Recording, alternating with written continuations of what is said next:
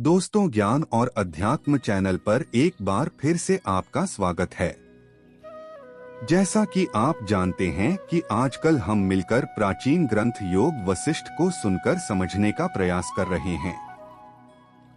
योग वशिष्ठ वैराग्य प्रकरण के सर्ग 5 के पिछले अंक में हमने सुना कि विश्वामित्र जी अपने यज्ञ की रक्षा के लिए दशरथ जी से श्री रामचंद्र जी की मांग करते हैं, परंतु दशरथ जी श्री रामचंद्र जी को अल्प आयु बताकर स्वयं अपनी सेना को साथ लेकर यज्ञ की रक्षा करने का प्रस्ताव रखते हैं।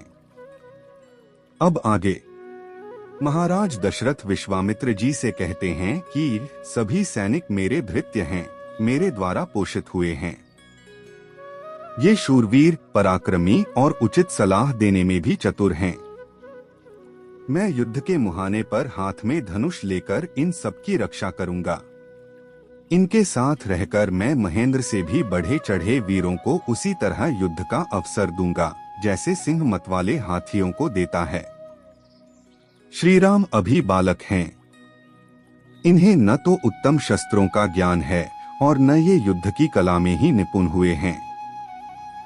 सम्रांगण में कोटि कोटि शूरवीरों के साथ अस्त्रों द्वारा कैसे युद्ध किया जाता है, इसका भी इनको ज्ञान नहीं है।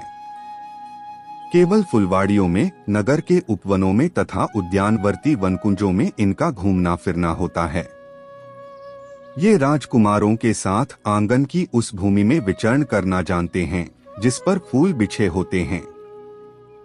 ब्राह्मण, आजकल तो मेरे भाग्य के उलटफेर से ये उसी तरह अत्यंत कृश और पांडु वर्ण के हो गए हैं जैसे पाला पड़ने से कमल पीला पड़कर गलने लगता है।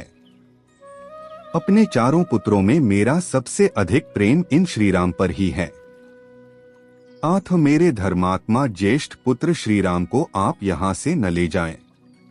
मुने, यदि आपको निशाचर सेना का नाश ही अभीष्ट है तो मेरे साथ मेरी चतुरंगिणी सेना को ले चलिए। सुना जाता है कि रावण नाम से प्रसिद्ध एक महापराक्रमी राक्षस है जो साक्षात कुबेर का भाई और विश्रवा मुनि का पुत्र है। यदि वही दुर्बुद्धि राक्षस आपके यज्ञ में विघ्न डालता है तब तो हम लोग उस दुरात्मा के साथ युद्ध करने में असमर्थ हैं। योग वशिष्ठ वैराग्य प्रकरण का 5वां सर्ग समाप्त हुआ। शेष अगले अंक में। इस वीडियो को अंत तक देखने के लिए आपका बहुत बहुत धन्यवाद। दोस्तों, यदि आपको हमारा यह प्रयास पसंद आया हो तो योग और अध्यात्म चैनल को लाइक, सब्सक्राइब और अधिक से अधिक शेयर अवश्य करें जिससे कि यह प्राचीन ज्ञान आमजन तक पहुंच सके। और हाँ, इस विषय में किसी भी प्रश्न या सुझाव के लिए कमेंट सेक्शन में पोस्ट करते रहे। आपका दिन शुभ हो।